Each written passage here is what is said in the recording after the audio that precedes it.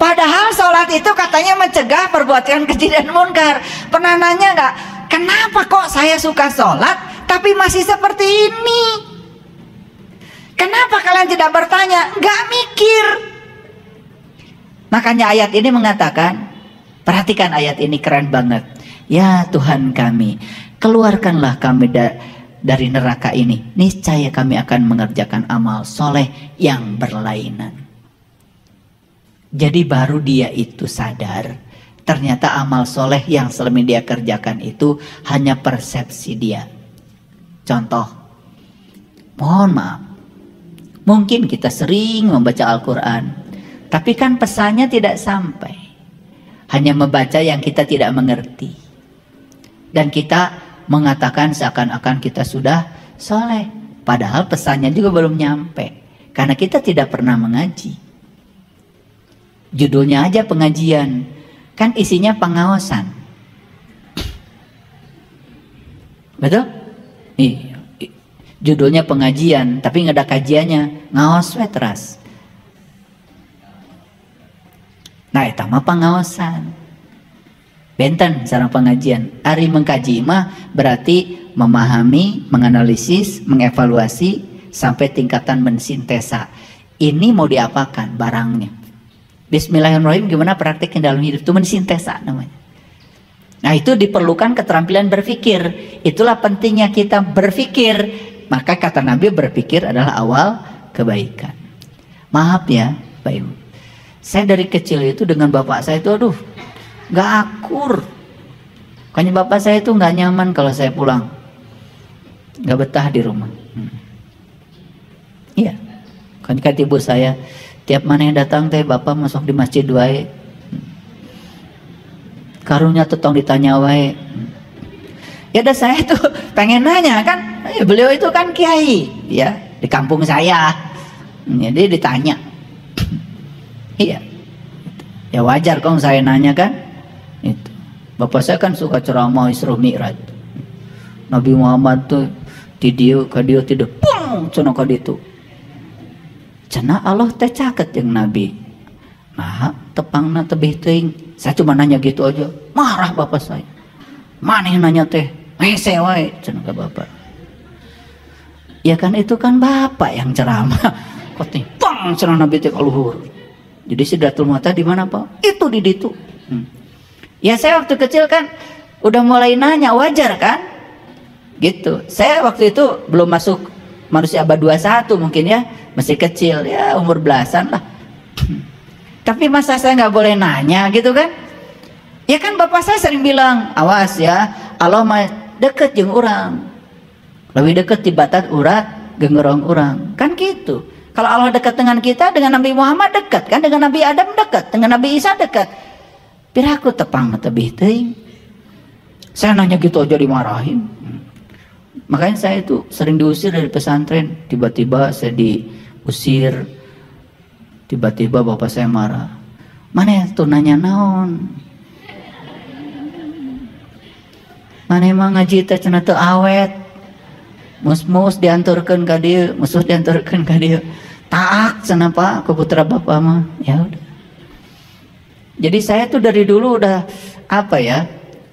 Pengen bertanya gitu tapi ruangnya itu sempit. Bahkan saya dianggap asing gitu. Gitu. Padahal jelas di Quran kan, mohon maaf ya, mohon maaf. Ya. Saya juga suka mengkritisi bapak saya. Ya. Ya, bapak saya itu, waduh, kalau urusan sholat, urusan tahajud, sholat, jarang tidurnya. Ya, tapi giliran amak mah amak. Itu saya bingung kan, saya bingung kan gitu. Gitu. Beda aja Nabi Muhammad. Nabi Muhammad kan marah itu sedikit. Orang mah setik-setik amak kan gitu. Nabi Muhammad itu sedikit marah. Kalau kita kan sedikit-sedikit marah. Betul? Nabi Muhammad sedikit kesal. Kalau kita sedikit-sedikit kesal. Nabi Muhammad itu kan sedikit tidur. Kalian? Iya, lagi ngaji aja bisa ngorok, gimana sih? Ini yang hebat tuh jawaban Allah di sini. Coba renungkan kalimatnya. Ketika diminta dikeluarkan dari neraka, apa jawaban Allah? Tidakkah aku memanjangkan umurmu dalam masa yang cukup untuk berpikir? Mikir atuh cek Allah teh ari mana teh ka mana wae. Gitu. Bahkan yang kedua jawaban Allah, tidakkah datang kepada kamu seorang pemberi peringatan? Ini kan lucu. Pertanyaannya, ya Allah keluarkan aku dari neraka. Niscaya aku akan mengerjakan amal soleh yang berlainan. Ya kan? Makanya nerakanya tuh pasti sekarang. Kira-kira ngomeanana atau nerakana jagama. Makanya di Quran jelas, fa ammal ladina syaku fa finar lahum fiha zafirun wa saikun. Neraka adalah tempat di mana kamu masih bernafas. Jadi oleh karena itu maka Allah untuk menyelesaikan pertanyaan orang ini disuruh mikir. Hebat gak? Ketemu ya? Nah, kenapa saya bisa menjelaskan begini pada kalian? Kenapa? Karena saya mikir. Jadi sebelum saya sampaikan, saya mikir heula. Jadi keren kan? Coba pertanyaannya, ya Allah keluarkan aku dari neraka ini. Aku akan jalankan amal soleh yang berbeda dengan yang aku sudah lakukan. Karena amal soleh yang dulu cuma persepsiku dan membuat aku masuk ke dalam neraka. Paham? Kata Allah, sok atuti ayeuna mah maneh teh mikir. Dengan berpikir maka dia akan menemukan amal soleh yang baru. Oh, geningan amal soleh teh beda. Cek Quran mah lain cek urang. Ketemu jawabannya di Quran surat Al-Kahf ayat 110. Man kana yarju liqa'a rabbih falyamal amalan solihan. Barang siapa yang ingin jumpa dengan Tuhannya, lakukan amal soleh. Oh, berarti amal soleh itu berarti cara untuk berjumpa dengan Tuhan. Pantas saya masuk neraka karena saya nggak tahu cara jumpanya. Saya pikir amal soleh itu ngasih sumbangan. Saya pikir amal soleh itu ya ngasih uang sama orang miskin. Itu namanya amalun hasanah, amal kebajikan. Sedangkan amal soleh itu khas di Quran. Makanya orang yang sudah mendapatkan amal soleh disebutnya juga solihin, orang yang dapat nikmat. Masuk akal? Kenapa masuk akal?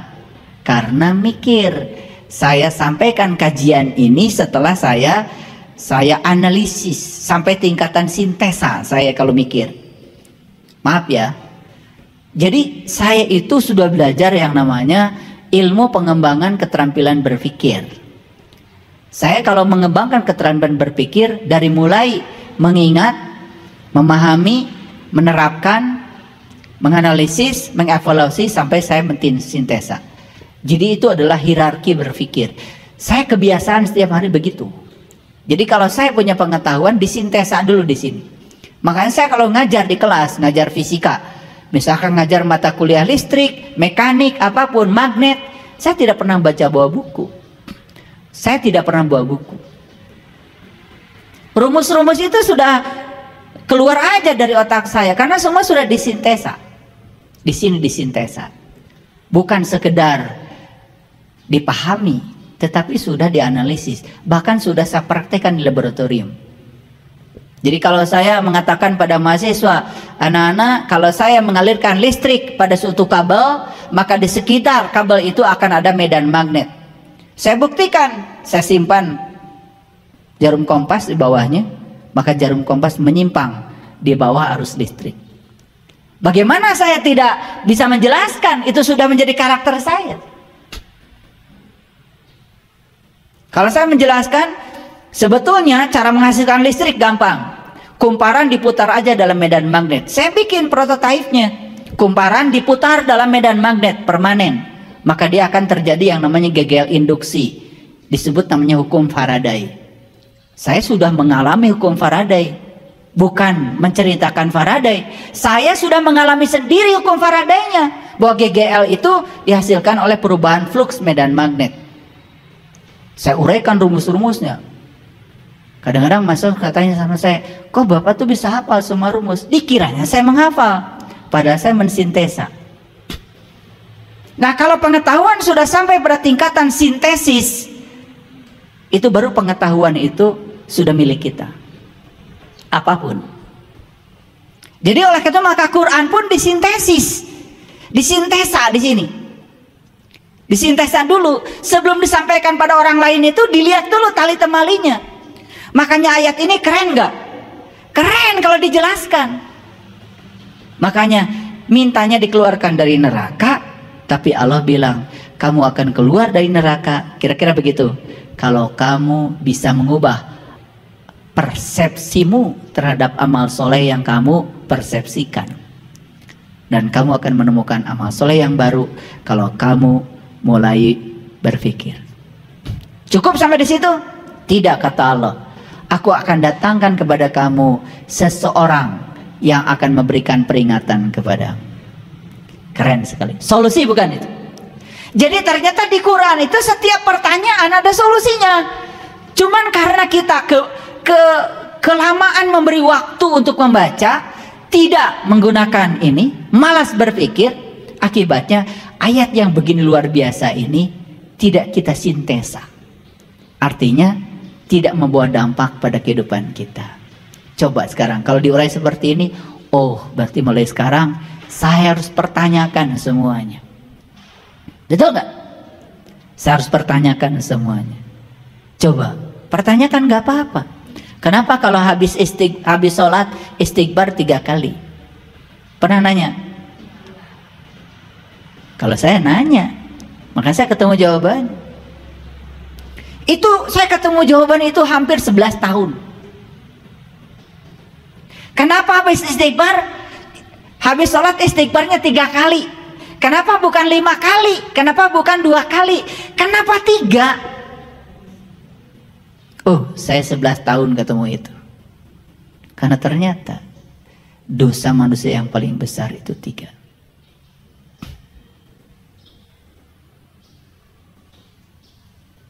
Apa dosa manusia yang paling besar?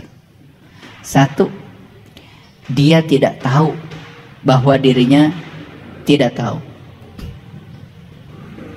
Lalu dia sok tahu dan tidak mau diberitahu. Kita kan pernah di level itu. Yang kedua, kita mungkin saja sudah jadi orang yang tahu bahwa kita tidak tahu. Tetapi setelah diberitahu, mungkin saja kita menyelewengkan yang kita tahu. Makanya manusia akan cuma 3 golongan. Orang yang dapat nikmat, orang yang dimurkai, dan orang yang tidak tahu. Orang yang tidak tahu sesat. Itu harus kita ampunkan, harus kita istighfari. Dan orang yang sudah dapat nikmat pun bisa jadi dia meninggalkan.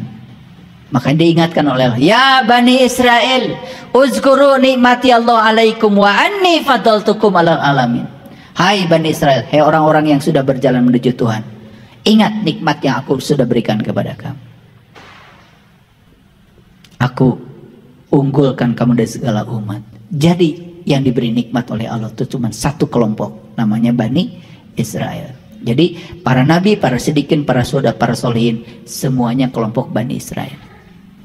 Silahkan buktikan di Quran. Keren. Saya tidak berbicara Israel yang di sana. Mereka tuh meminjam sebetulnya nama itu dari Al-Quran. Karena tahu nama ini di Quran diunggulkan, dipinjam nama itu. Jadi kenapa istighfar 3 kali? Cari, mikir lagi. Kita lihat surat Al-An'am ayat 31. Sungguh telah rugilah orang-orang yang mendustakan pertemuan mereka dengan Tuhan, sehingga apabila saat datang kepada mereka dengan tiba-tiba, mereka berkata, alangkah besarnya penyesalan kami terhadap kelalaian kami tentang pertemuan itu. Sambil mereka memikul dosa-dosa di atas punggungnya, ingatlah amat buruk apa yang mereka pikul. Ini keren sekali ayat ini. Sungguh telah rugilah orang-orang yang mendustakan pertemuan mereka dengan Tuhan, sehingga apabila tiba saatnya, mereka mengatakan, Alangkah besarnya penyesalan kami karena kami lalai terhadap pertemuan dengan Tuhan itu. Lihat saya semuanya. Kita kuliah. Tiba-tiba dosen ngasih ujian. Yang kita sesali ujiannya atau tidak belajarnya. Bukan ujian yang disesali, tidak belajarnya. Duh, nyesel deh, saya nggak belajar dulu. Tiba-tiba sekarang harus ujian. Begitu dibutuhkan, baru kita nyesel. Itu sa'ah namanya. Bagtatan, tiba-tiba. Bagtatan itu tiba-tiba. Begitu mati, tiba-tiba datang. Tiba-tiba. Duh, nyesel. Kenapa ya? Saya dari dulu tidak cari ilmu untuk belajar mati sebelum mati. Saat kematian datang, poek, mongkleng, buta rajin, gelap gulita. Bingung mau pulang kemana. Maka dia menyesal. Rugi saya. Mau nggak masuk kelompok ini? Sok atuh. Badai irhadai. Dah hidup mah di sini saat ini sekarang. Maka di dalam Quran surat Al-Kahfi dikatakan, sombonglah orang yang mengatakan bahwa besok masih ada waktu. Hidup di sini saat ini sekarang. Isukan mah cantang tuh. Komo nu ngesebel mah sejarah hungkul. Tiasa diulangi kurang. Jadi para sahabat, di Quran surat Al-Imran ada kata-kata yang sangat indah. Sesungguhnya dalam penciptaan langit dan bumi dan pergantian malam dengan siang terdapat tanda bagi ulul albab. Siapa ulul albab itu? Yaitu orang-orang yang senantiasa mengingat Allah dalam keadaan berdiri, duduk, dan berbaring. Seraya mereka memikirkan penciptaan langit dan bumi. Sambil berkata, Rabbana ma khalaqta hada batilan subhanaka fakina azabannar. Tidak mungkin kalimat ini datang tiba-tiba kalau nggak mikir. Coba lihat saya semua. Kalian sedang bercermin. Lihat wajah. Lihat aja. Allah menciptakan mata dengan segala kelengkapannya. Dikasih bulu mata, dikasih alis, dipikirkan di situ. Baru akan terucap kalimat ini, Rabbana ma khalaqta hadza batilan. Kalau sudah tahu gunanya. Sekarang kan belum tahu gunanya. Kenapa telinga begini? Kenapa ada anak telinga sampai sekarang nggak tahu gunanya? Mau gimana mengatakan Rabbana ma khalaqta hadza? Kata-katanya jadi basa-basi. Semua yang basa-basi ujungnya pasti basi. Kata-kata Rabbana ma khalaqta hadza itu lahir secara otomatis dari sebuah perenungan.